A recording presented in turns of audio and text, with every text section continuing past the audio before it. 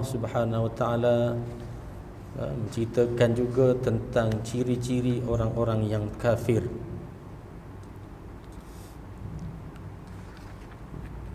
Jadi antara orang-orang yang dikatakan takwa itu adalah, qala al-muallif rahimahullah wa nafa'ana wa iyyakum bi'ulumihi fid dharain amin ya rabbal alamin. Yang pertama, orang yang percaya dengan perkara yang gaib, adanya syurga dan neraka, hari pembalasan dan lain-lain, iaitu perkara-perkara yang tidak dapat dirasakan oleh panca indera yang lima. Yang kedua, orang yang menunaikan kewajipan di atas imannya tadi, menunaikan solat yang tetap pada waktunya dengan cukup syarat dan rukunnya. Dan yang ketiga, orang-orang yang dikurniakan rezeki oleh Allah lalu membelanjakan rezekinya itu kepada jalan mentaati Allah, seperti mengeluarkan zakat, memberikan nafkah anak isteri, berderma, bersedekah dan lain-lainnya. Maknanya datang daripada hati, dia manifestasi ataupun dia terjemahkan dengan amalannya. Itulah dikatakan orang-orang yang beriman. Pada malam ni kita nak masuk pada ayat yang ke-8 insya-Allah. Itu orang-orang yang sudah dicap hatinya. Pada ayat yang ke-6, yang ke-7 kita bincang sebelum ini, yang telah dipatrikan hatinya, disumbat telinganya dan ditutup matanya. Itulah orang-orang yang mendapat siksa besar di kemudian harinya. Kita nak lihat bagaimana manusia yang telah pun rosak, bukan sekadar belief system dia, tetapi value system dia sendiri dah korup. Kita tengok nanti bagaimana yang berlaku kepada mereka. Baik, kita sama-sama baca ayat yang ke-8. Saya baca dan tuan-tuan ikutlah, insya-Allah. Bismillahirrahmanirrahim.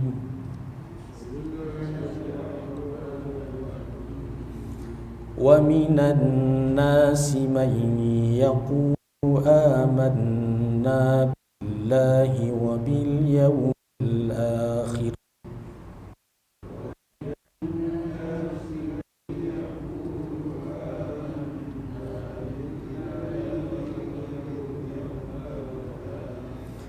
wa ma hum bimu'minin. Di antara manusia ada yang berkata, kami telah beriman dengan Allah dan hari kemudian, padahal sebenarnya mereka tidak beriman. Yukhadi'una Allah walladzina amanu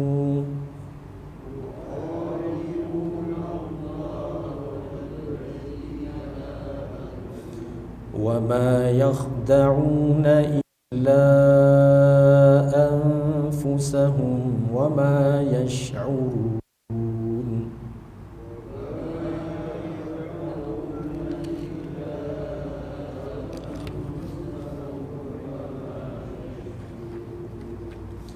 Mereka itu menipu Allah dan orang-orang yang beriman, padahal yang sebenarnya mereka menipu diri mereka sendiri, sedangkan ataupun dengan tiada mereka dari. Fi qulubihim maradun fazadahumullahu marada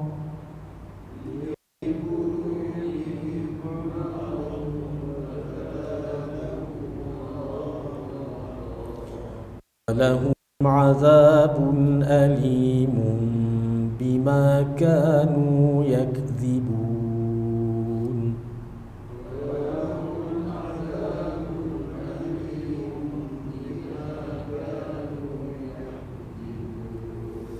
Dalam hati mereka ada penyakit, yakni penyakit ragu-ragu. Maka ditambah lagi mereka dengan penyakit, mereka akan mendapat siksa yang pedih dengan sebab mereka itu berdusta. Wa idza qila lahum la tufsidu fil ardi qalu innama nahnu muslihun.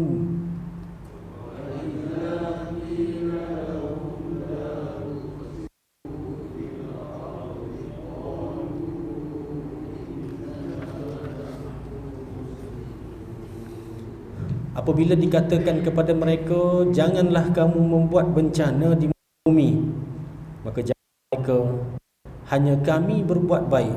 Maknanya kami ni nak buat baik. Ala innahum humul mufsiduna walakin la yash'urun.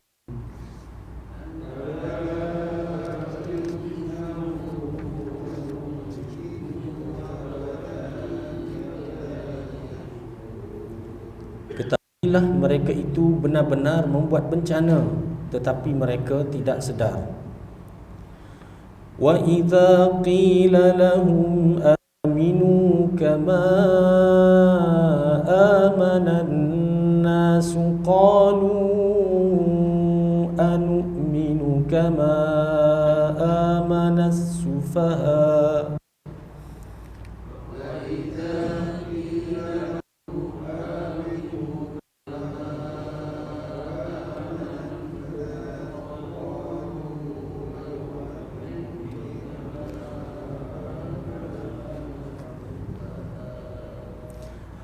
Ala innahum humus sufaha'u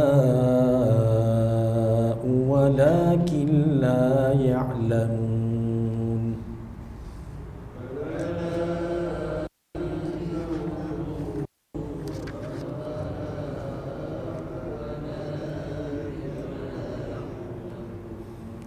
Apabila dikatakan oleh orang kepada mereka, berimanlah kamu sebagaimana orang-orang yang telah beriman, mereka berkata, adakah patut kami beriman seperti orang-orang bodoh yang telah beriman? Ketahuilah sesungguhnya mereka itulah yang sebenarnya bodoh, tetapi mereka tidak tahu, mereka tiada tahu. Wa idza laqul ladzina amanu qalu وَإِذَا لَقُوا الَّذِينَ آمَنُوا قَالُوا آمَنَّا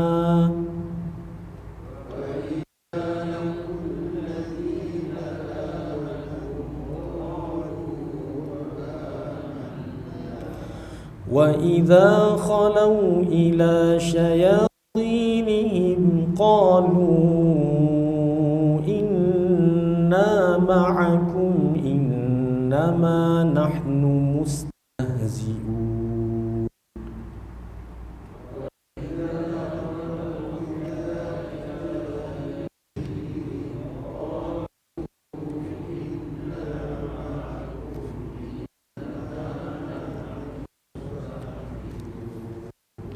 Apabila mereka itu berjumpa dengan orang-orang beriman, mereka berkata, kami telah beriman.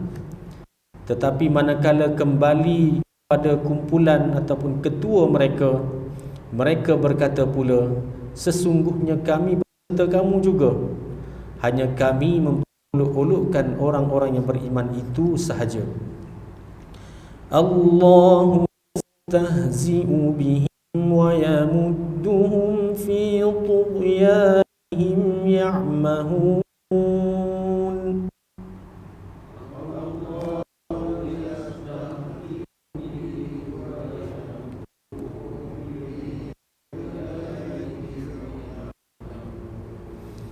Allah akan memperolok-olokkan mereka, dan untuk sementara waktu dibiarkannya di dalam kesesatan dan berhati bimbang, teragak-agak antara hendak beriman atau hendak kufur sahaja. Ulaika alladzina ishtaraw ad-dalalata bil huda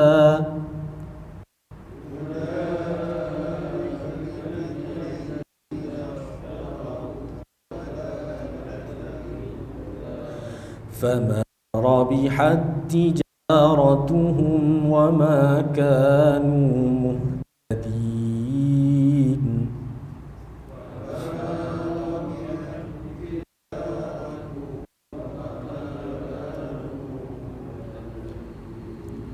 Mereka itu membeli kesesatan dengan petunjuk, maka tiadalah beruntung perniagaannya dan tiadalah pula mendapat petunjuk.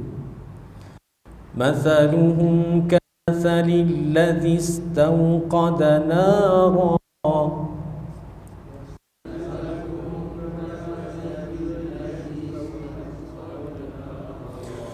falamma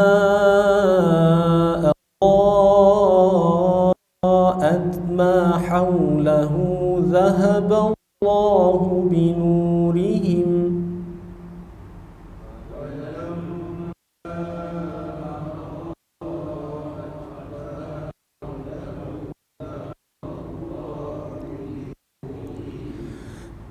dhahaba Allahu binurihim wa tarakahum fi dhulumatin la yubsirun.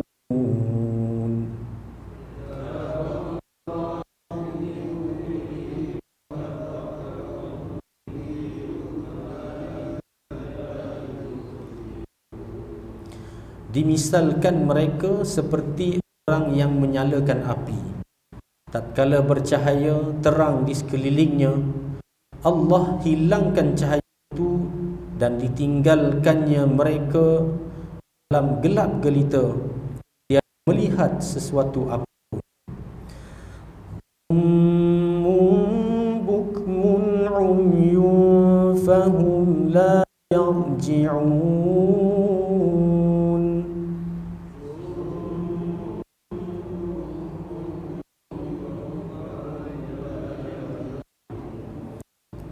Mereka itu tuli, bisu, buta, sedang mereka tiada juga kembali kepada kebenaran untuk bertaubat.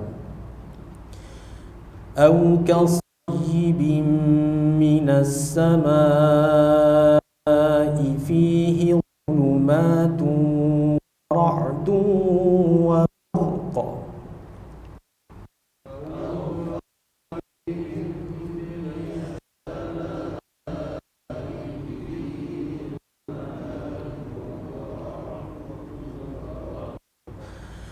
Yaj'aluna asabi'ahum fi adhanihim minas sawa'iqi hadara al-maut.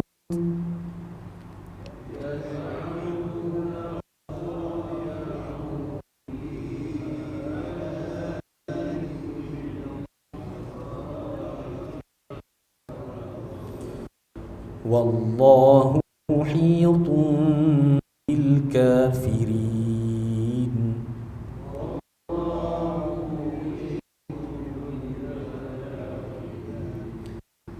Atau dimisalkan mereka itu seperti air hujan turun dari langit di dalam gelap gelita, ada pula guruh dan kilat. Mereka memasukkan anak jari mereka ke telinga mereka bila mendengar halilintar kerana takutkan mati. Allah meliputi pengetahuannya terhadap orang-orang kufur. Yakadul barqu yakhtafu absarahum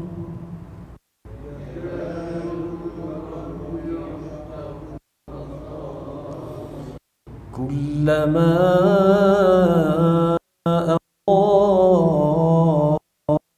lahum mashaw fihi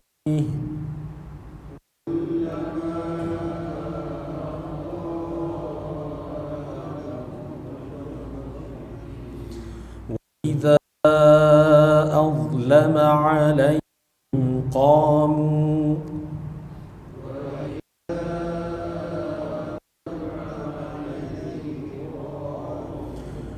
walau syaa Allahu ladhahaba bisam'ihim wa absarihim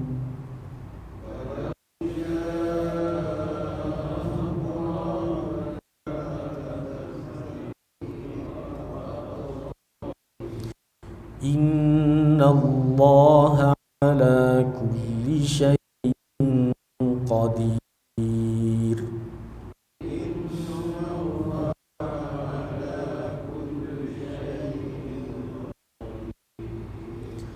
Hampir kilat menyambar pemandangan mereka. tiap kali kilat itu bercahaya terang, mereka berjalan dalam cahayanya. Tetapi apabila datang gelap, mereka berhenti berjalan.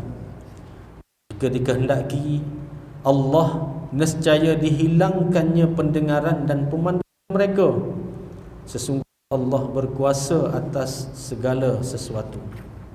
Sadaqallahul azim. Ayat ini satu rangkuman ayat yang panjang, iaitu ayat 8 hingga ayat yang ke-20, mencirikan orang yang kufur kepada Allah Subhanahu wa taala, yang mana hati mereka telah dimatikan oleh Allah kerana kekufuran yang melampau. Bahkan bukan sekadar, saya sebut tadi, bukan sekadar belief sistemnya yang rosak. Kalau belief sistem yang rosak, kadang-kadang dia ada kepercayaan ataupun kerisauan tentang dosa dan pahala, tapi dalam masa yang sama dia buat juga. Ini maknanya sistem dia korup. Tetapi manusia-manusia yang Allah patrikan ataupun copkan hati dan tak ada ruang untuk beriman, ini adalah value sistem mereka telah rosak, sistem nilai mereka. Cuba kita lihat sebentar lagi mana Allah mencirikan sifat-sifat mereka.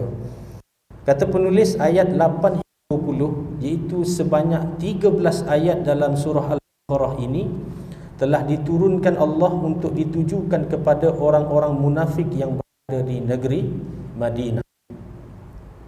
Sebelum menghuraikan ayat-ayat sebanyak 13 ini, eloklah terlebih dahulu diterangkan supaya jelas kedudukan suasana negeri Madinah.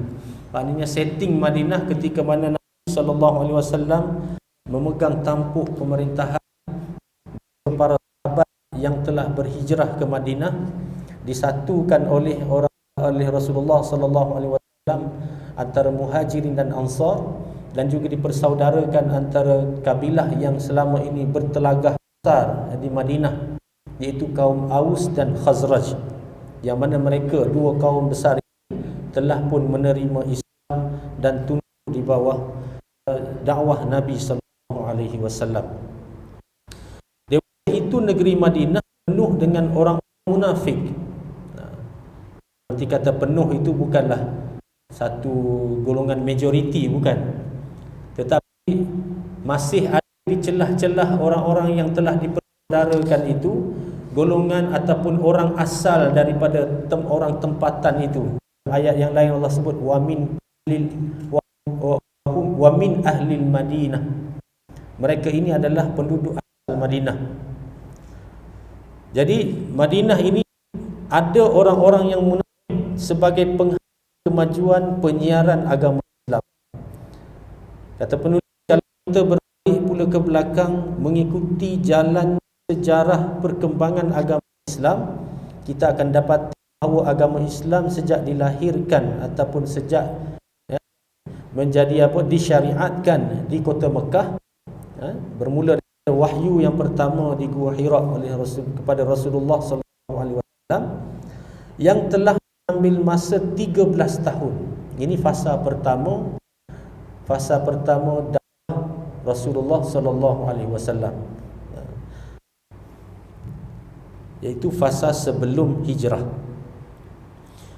Kata dia tidak juga mendapat sambutan yang baik daripada penduduk-penduduk kota Mekah, yakni tempat lahirnya agama Islam itu. Jika orang-orang yang menjadi penghalang agama, menghasut dan memusuhi terdiri daripada orang-orang kaya, pembesar dan orang-orang ternama, maka yang menjadi pengikut-pengikut taat dan setia kepada agama terdiri daripada orang-orang yang fakir, miskin dan hamba sahaya. Dan ini merupakan petanda bahawa tenaga iman yang kukuh dan kuat jarang sarang di hati dengan orang-orang besar, orang-orang kaya dan orang-orang yang ternama, tetapi sebaliknya banyak terdapat di kalangan orang yang miskin atau yang tidak berdaya, yang biasanya dipandang hina dan lemah, adalah sebenarnya teguh dan kuat keimanannya, teguh dan mulia peribadi, yakni moralnya, anjur selalu supaya hijrah, berpindah untuk mencari tempat bertapa sehingga dapat tegak setaraf dengan golongan-golongan yang lain. Kerana itulah pengikut-pengikut Islam yang berkeadaan lemah dewasa itu, ketika itu oleh Nabi SAW dianjurkan supaya berhijrah ke negeri Habasyah sehingga 2 kali, dan akhir sekali hijrah ke negeri Madinah yang kemudiannya telah dapat bertapak di sana dengan kuatnya. Bagi setting sebelum daripada hijrah, setting daripada hijrah, penentangan sudah berlaku, dan golongan ataupun orang-orang yang iman mengikuti dan mudah untuk menurut apa yang disampaikan oleh Rasulullah ini, kebanyakan daripada mereka adalah golongan-golongan miskin dan hamba sahaya. Disebutkan di sini kenapa berlaku demikian. Maknanya kalau kita ambil pengajaran daripada setting Madinah ini, orang kaya ini dia memerlukan satu kekuatan untuk iman. Sebab apa? Sebab ketika mana dia nak menurut itu ada kepentingan yang perlu dia tinggal. Ini susah ni. Nak beriman tapi kena tinggal satu kepentingan yang besar, bukan senang. Dengan hartanya dah melimpah ruah, walaupun harta yang haram, tiba-tiba nak tinggal semua, nak ikut Islam. Bukan main susah.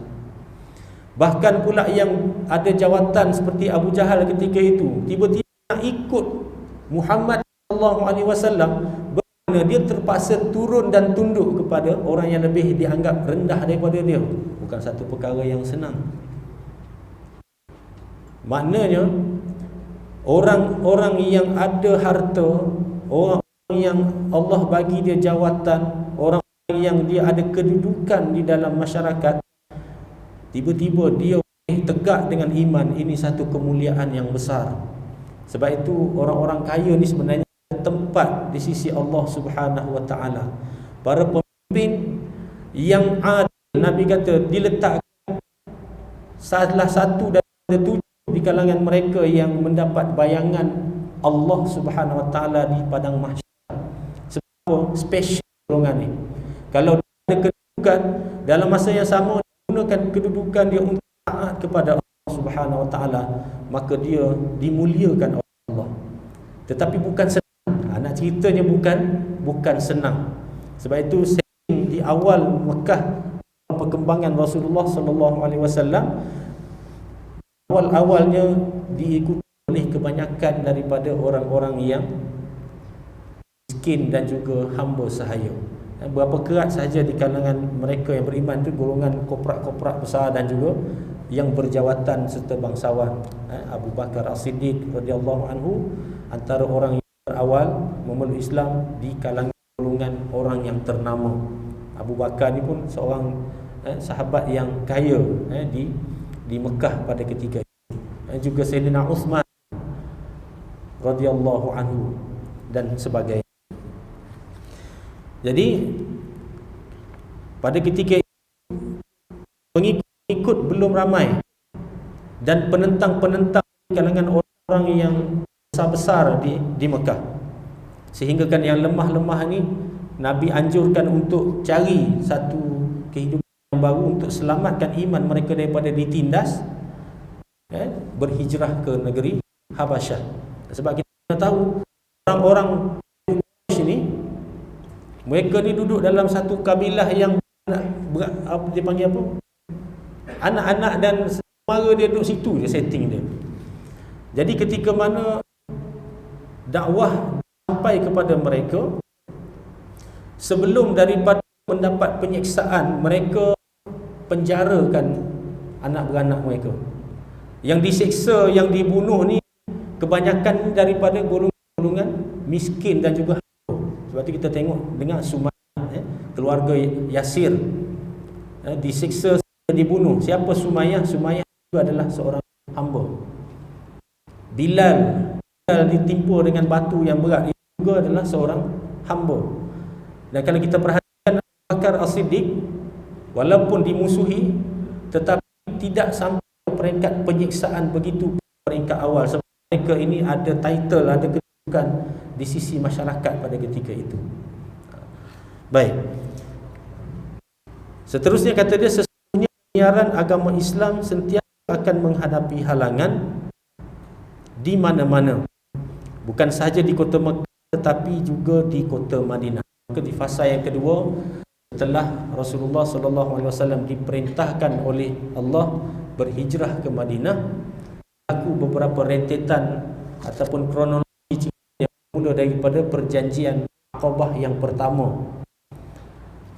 Ceritanya di Madinah ini, Aus dan Khazraj ini sudah lama mereka ni bermusuh, berperang, berbunuh-bunuhan di antara mereka. Dan yang melaga-lagakan mereka ini siapa? Yahudi.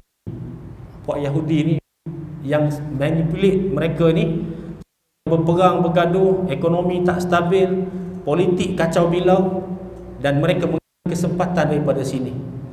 Bahkan setiap kali mereka ini bertembung dengan puak Aus dan Khazraj ini, mereka akan ugut.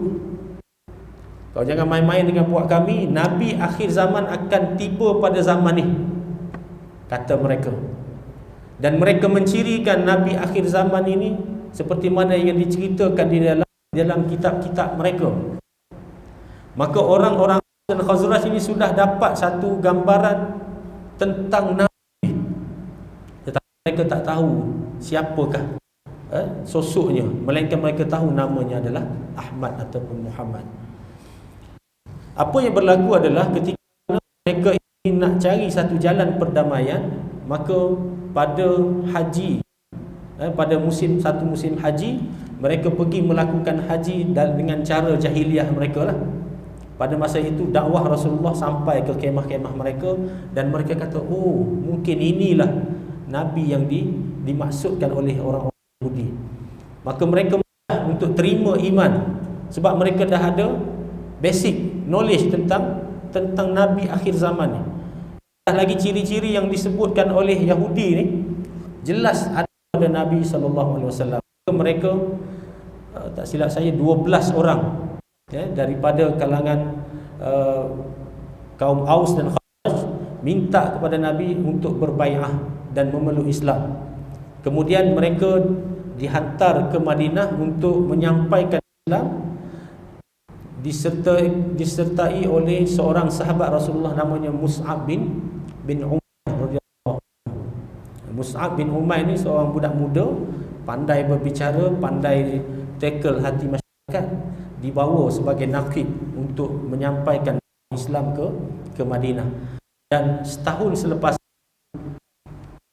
ramai yang menerima Islam di Madinah, dan pada ketika itulah mereka mengajak Nabi SAW.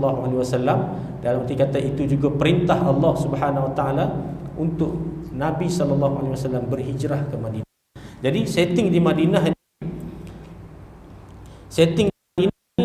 bila sampainya Rasulullah, kaum muslimin tu sudah ada, komuniti muslim tu sudah ready untuk terima Rasulullah SAW.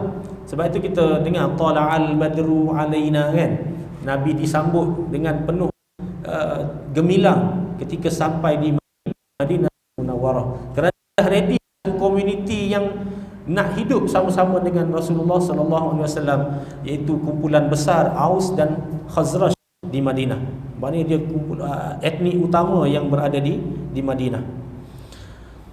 Namun begitu, di kalangan mereka ini juga ada golongan yang rasa tidak puas hati dengan kehadiran Nabi. Dia tak ready nak beriman, tetapi sebab kaum mereka beriman, maka kita bukan ikut. Kalau tak, kita kena boikot. Kita bangsa yang sama, etnik yang sama, kabilah yang sama, tiba-tiba satu kabilah dapat Islam, takkan aku nak menyendiri. Apatah lagi di kalangan mereka ada yang pun kita kata diura-urakan untuk dilantik menjadi ketua selepas itu. Contohnya Abdullah bin Ubay itu, dia adalah calon ketua kaum ataupun kabilah di Madinah. Tetapi ketika Nabi SAW sampai, Nabi dilantik untuk memimpin kaum muslimin, maka nak ataupun tak nak terpaksa ikut. Tetapi Allah tahu di dalam hati mereka tidak ada keimanan ataupun kecenderungan untuk mematuhi perintah Allah dan Rasul. Maka kata di Madinah, si penghalang itu digelar kaum munafikin. Musyrik artinya orang yang menyekutukan Allah. Maknanya musyrik, ya. Syirik maknanya dia menduakan Allah, dia sembah selain Allah. Dan munafik artinya orang yang pada zahirnya beriman, sedang batinnya adalah kufur ingkar. Itu beza dari segi istilah. Musyrik ini maknanya secara terang-terangan dia menyembah selain daripada Allah. Tetapi panggilan kaum munafik ini adalah orang-orang yang zahirnya nampak macam sembah Allah, ikut duduk belakang Rasulullah ketika solat. Mereka menyatakan mereka beriman. Dalam ayat nanti kita akan jumpa nanti apa yang mereka dakwakan. Mereka kata kami pun beriman. Orang musyrik tak ada benda tu. Abu Jahal terang-terangan kata penyataan syirik kepada Allah, menyembah selain daripada Allah itu berhala-berhala. Tetapi puak-puak munafik ini bila orang lain bersyahadah, mereka juga bersyahadah. Ketika mana orang lain menyembah Allah, mereka juga sembah Allah. Ketika orang lain baik, kita kata ikrar mengikut Rasulullah sallallahu alaihi wasallam, mereka juga ikut sama. Tetapi hati mereka ini tidak ada langsung sifat ketaatan yang kepada Rasulullah. Maknanya mereka menentang dari dalam. Itu golongan munafik.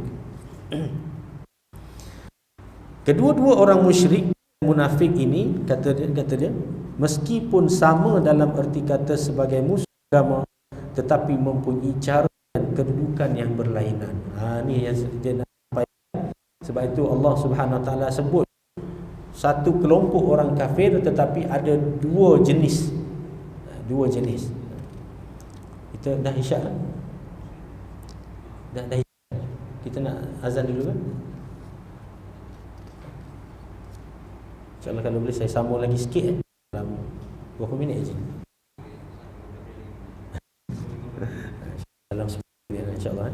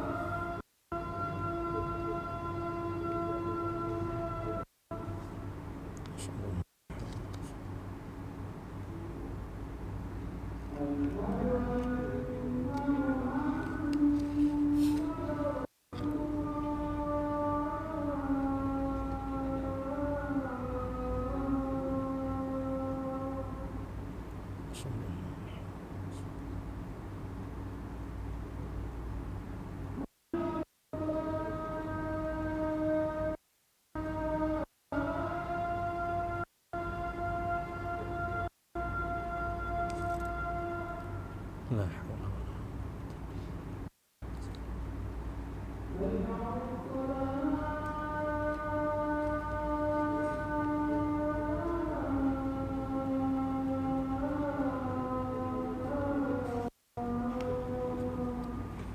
la haula wala la haula wala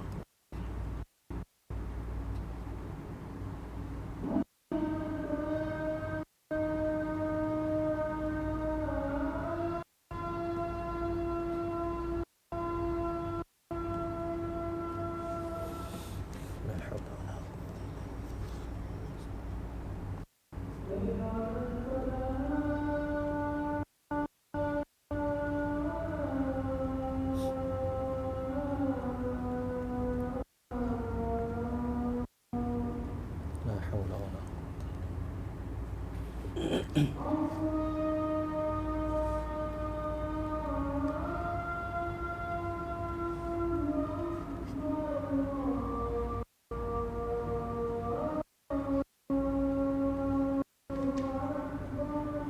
Allahu akbar Allahu akbar.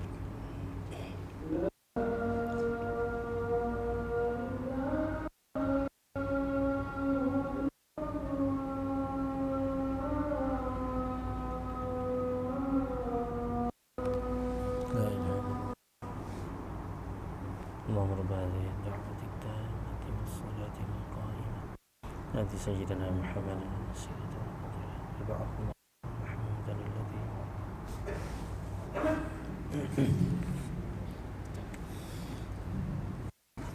InsyaAllah kita sambung sikit dalam 10 minit insyaAllah saya ambil. Baik, muka surat 47 berada pada muka surat 47 bahagian yang atas. Ini dalam arti kata mereka dua-duanya musuh agama. Bahkan kalau nak kata siapakah orang-orang yang kafir, merekalah orang-orang yang kafir. Dua-dua ni kufur. Muka surat 47 insya-Allah. Tetapi cara atau modus operandi mereka tentang dan menghancurkan Islam, kedua-duanya berbeza. Kata dia orang-orang musyrik berterang-terangan mengingkari agama Islam kerana kedudukan mereka kuat, sedangkan orang Islam pula lemah pada masa itu.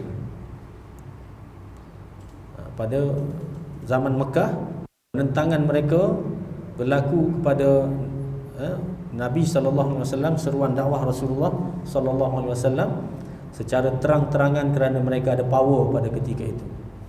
Dan ternyata ketika mana di akhir fasa penentangan mereka tu dah makin surut, penentang-penentang di kalangan orang kafir, manpower kurang, kan? Manpower dah kurang pada ketika sebelum pembukaan kota Mekah tu.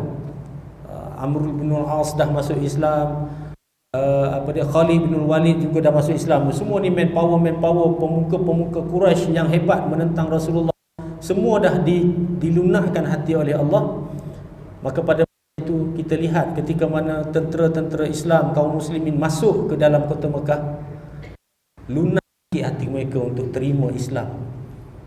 Bahkan Abu Sufyan radhiyallahu anhu pada ketika itu yang penentang Islam yang utama juga, lunak hati dia. Kerana apa? Tak ada apa dah yang dia nak jaga. Kedudukan apa lagi dah, tak ada apa dah. Tapi bukanlah bermaksud kata semata-mata sebab itu, tidak. Tetapi dia jadi faktor kepada lunaknya hati. Sebab itulah kadang-kadang kita tengok, kalau kita nilai pada kehidupan kita pun, masa duit banyak dalam poket, lain macam cara kita jalan, kan? Tapi bila dah makin susut, kadang-kadang doa pun makin khusyuk jadi. Semayang pun makin banyak. Sebab apa? Pengharapan makin dekat. Sebab apa? Sebab tak ada kepentingan lain dah kita nak minta. Tetapi bila ada sesuatu yang menghalang kepentingan kita untuk jadi orang yang baik, contohnya, maka di situlah berlakunya konflik. Kita rasa susah nak berubah diri kita sebab ada sesuatu yang kita nak kena jaga. Sebab tu kalau kita dengar cerita apa dia, toke-toke judi ataupun toke-toke arak yang dapat apa dia dapat hidayah Allah Subhanahu Wa Taala, bila benar-benar bagi, dia boleh nekat untuk tutup kedai mereka sebab keyakinan yang solid. Berapa lama nak buat keputusan? Wallahu a'lam. Jadi itulah manusia, begitulah keadaan dia. Jadi di Mekah ketika mana mereka kuat, mereka terang-terangan menentang agama Islam. Okey, sambung pada perenggan yang kedua muka surat 47 tu, akan tetapi orang munafik di Madinah pula, mereka tiada berani mengingkari agama terang-terangan kerana orang Islam telah kuat, sedangkan mereka pula lemah. Mereka sedar jika mereka berterang dengan ingkar dan memusuhi Islam, nescaya akan padahnya. Kalau mereka kedapatan ada melakukan kesalahan, mereka diperlakukan, dijatuhi hukuman mengikut Islam, padahal mereka tiada suka beragama Islam. Oleh sebab itu mereka cari jalan untuk bermuka-muka supaya tidak ketara. Maknanya no choice, dia terpaksa ikut. Sebab apa? Hati memang langsung tak ada hati nak ikut Islam, tetapi nak kena jaga diri sendiri. Kalau terang-terangan menentang, kita buat majoriti, kita tak ada kuasa, maka pilihannya adalah bermuka-muka. Maknanya sepanjang hidup dia bersama Rasulullah tu, duk ikut semayang, duk ikut solat, duk ikut pergi ke mana Rasulullah pergi, orang muslimin pergi, dia ikut. Hati dia langsung tak ada kepada apa? Kepada keimanan, beriman kepada Allah dan Rasul. Maka hidup dia ni kalau tengok berseksanya hidup dalam keadaan macam ni. Orang yang hidup dalam keadaan pura-pura ni, sebenarnya hidup dia tak ada, macam tak ada life, kan? Sebab apa? Hari dia kena fikir, dia kena jaga macam mana saya nak sembunyikan diri daripada orang tahu diri yang sebenar. Oh, ini satu penyataan oleh Allah Subhanahu Wa Taala sebenarnya pada mereka. Dalam kelompok orang beriman, tiba-tiba ada puak-puak munafik ini, dia jaga diri dia supaya orang nampak dia juga macam orang beriman, macam orang. Bukan senang. Dan sepanjang hidup mereka ni, mereka rasa mereka boleh berpura-pura. Namun Allah kata apa? Allah kata apa? Wa ma yakhda'una illa anfusahum wa ma yash'urun. Mereka rasa mereka boleh tipu Allah, mereka rasa mereka boleh tipu Rasul, mereka rasa mereka boleh tipu orang-orang beriman, tetapi kata mereka sebenarnya tidak mampu menipu, bahkan mereka sedang tipu diri dia sendiri. Wa yakhda'una illa anfusahum. Mereka ini menipu bukan orang lain, tapi mereka menipu diri mereka sendiri. Wa ma yash'urun, sedangkan keadaan mereka tidak sedar.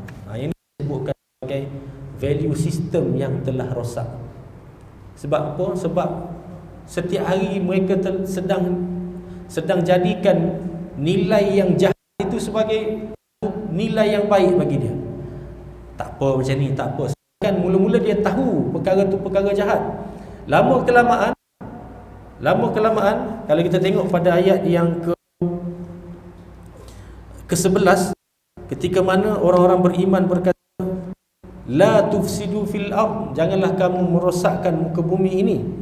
Qalu innama nahnu muslihun, mereka berkata sebenarnya kami nak buat rosak, kami nak repair. Nampak nilai yang sudah korup, sehingga kan mereka dah tak boleh bezakan lagi antara yang baik dan yang buruk, bercampur aduk sehingga kan hati mereka mati daripada nilai. Dan itulah golongan munafik, yang mana mereka sentiasa berpura-pura dalam hati mereka, nak ikut Islam tak nak ikut Islam, nak ikut Islam tak nak ikut Islam. Kalau ikut tak ready, tapi kalau tak ikut susah. Akhirnya mereka campur bau dalam nilai baik dan buruk, akhirnya mereka tertipu dengan diri mereka sendiri. Nauzubillahi min zalik. Sebab itu kita kena minta Allah Subhanahu Wa Taala jaga hati kita. Para sahabat sendiri pun sentiasa risau dengan iman mereka ni, takut-takut terjebak dengan unsur-unsur nifak atau munafik ini. Sahabat sentiasa pergi tanya seorang daripada sahabat yang tahu senarai puak-puak munafik. Sebenarnya kalau kita faham, sahabat secara umumnya tak tahu siapa munafik ni. Dijelaskan oleh Rasulullah secara tak listed kepada para sahabat, melainkan beberapa orang saja. Dan salah seorangnya adalah Abu Huzaifah Al-Yaman. Abu Huzaifah, dia ada list ni. Nabi bagi tahu dia. Sentiasa sahabat-sahabat pergi tanya Abu Huzaifah, "Ya Abu Huzaifah, bagaimana dengan aku ni masuk dalam munafik?" Dicek tiap-tiap hari. Kerana kerisauan mereka terjebak tanpa kita sedar.